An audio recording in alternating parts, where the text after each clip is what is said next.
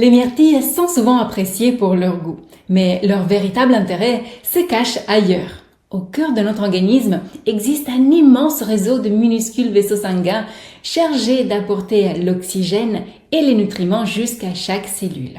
Lorsque ce réseau se fragilise, cela peut affecter la circulation, la mémoire, le cœur et bien d'autres fonctions. Et parmi tous les aliments, les myrtilles font partie de ceux qui peuvent aider à protéger ce précieux réseau. Aujourd'hui, regardons les myrtilles autrement. Je suis Marthe Irico et je partage avec vous ma passion pour les aliments. Chaque aliment est bien plus qu'une liste de nutriments ou des valeurs nutritionnelles.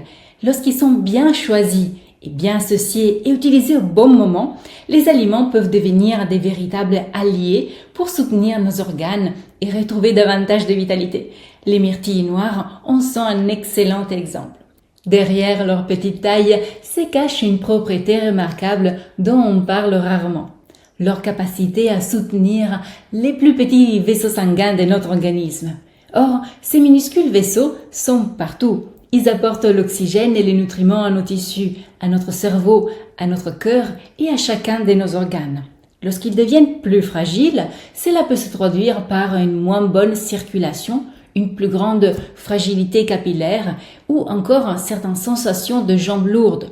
Et lorsqu'on comprend l'importance de ces minuscules vaisseaux, on comprend aussi pourquoi les myrtilles peuvent être intéressantes pour la circulation, la mémoire, le cœur et même pour prévenir le vieillissement. Voyons plus précisément comment elles agissent.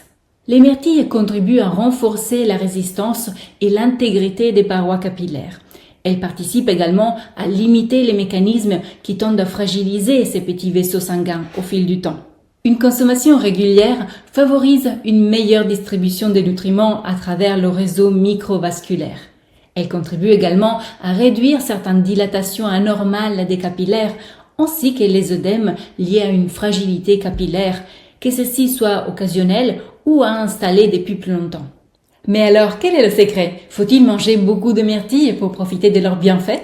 En réalité, ce n'est pas la quantité qui compte le plus, c'est la régularité. L'organisme a besoin de recevoir ces substances de façon constante pour pouvoir les utiliser durablement. Chercher à en consommer en trop grande quantité n'apporte pas davantage de bénéfices. Au contraire, lorsqu'on pousse une fonction biologique de façon excessive, on risque souvent d'obtenir l'effet inverse de celui recherché. Dans le cas des myrtilles, une consommation excessive peut finir par réduire excessivement la perméabilité capillaire au lieu de soutenir son bon équilibre. Un autre point mérite toute notre attention, la façon dont ces substances arrivent dans l'organisme. Notre corps reconnaît et utilise naturellement ce composé lorsqu'ils sont consommés sous leur forme alimentaire, intégrés à un repas équilibré et à l'alimentation quotidienne. Leur effet n'est plus exactement le même lorsqu'ils sont consommés isolément, en dehors des repas. Un complément alimentaire ne produit jamais totalement l'équilibre naturel que l'on retrouve dans un véritable aliment. Une consommation régulière de compléments alimentaires peut d'ailleurs s'accompagner, dans certains cas, d'un ralentissement du travail du foie et des reins.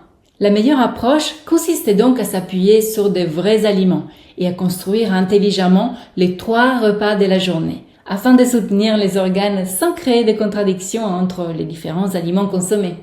Les aliments sont les meilleurs alliés de nos organes. Ils ne sont pas seulement des ingrédients ou des nutriments.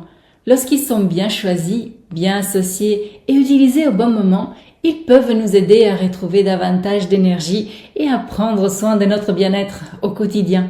Bien entendu, en présence d'une maladie circulatoire spécifique, il est toujours préférable de consulter un professionnel de santé et de l'informer de notre souhait d'utiliser l'alimentation en complément de la prise en charge mise en place.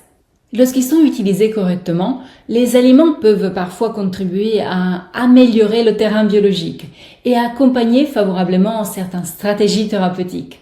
Nous avons donc vu que les myrtilles noires participent à renforcer la microcirculation, à réduire la fragilité capillaire et à améliorer la distribution des nutriments dans les tissus. Mais leurs propriétés ne s'arrêtent pas là. Leur richesse en antioxydants les rend également intéressants dans la prévention des maladies dégénératives. Ces maladies apparaissent souvent sur un terrain biologique fortement oxydé. Les myrtilles font partie des aliments qui contribuent à maintenir un bon équilibre oxydoréducteur, un paramètre essentiel au maintien de la santé. Les myrtilles exercent également une action régulatrice sur la glycémie. Elles sont généralement appréciées chez les personnes diabétiques car elles comptent parmi les fruits naturellement les moins riches en sucre. Il convient toutefois d'éviter les excès. Une consommation trop importante de myrtilles peut aggraver des situations de constipation chronique. Si cette vidéo vous a été utile, partagez-la autour de vous et abonnez-vous à la chaîne pour découvrir à chaque semaine des nouvelles façons de regarder les aliments autrement. Et pour apprendre à utiliser les aliments autrement, en leur donnant leur juste rôle pour soutenir et protéger chaque organe, vous pouvez suivre d'ores et déjà la formation en ligne Adapter son alimentation. C'est un parcours personnalisable en plusieurs modules pour retrouver plus d'énergie au quotidien et profiter plus longtemps des joies de la vie, selon votre âge et votre style de vie. Pour connaître le programme complet, suivez le lien en description en dessous de cette vidéo. À demain pour une nouvelle vidéo et d'ici là, souvenez-vous qu'il est toujours le bon moment de prendre soin de soi et de son assiette.